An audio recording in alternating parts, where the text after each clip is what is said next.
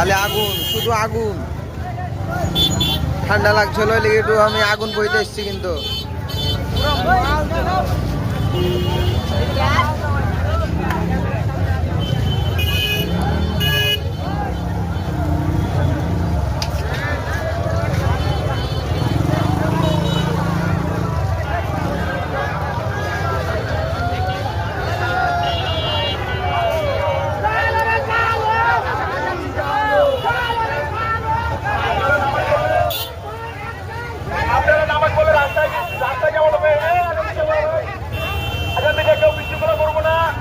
রাস্তায় যাওয়া যাবে ইনশাল্লাহ, রাস্তায় নামাজ পড়বো আমরা। আমরা সবাই শৃঙ্খলা সহিত আন্দোলন চালিয়ে যাবো ইনশাল্লাহ।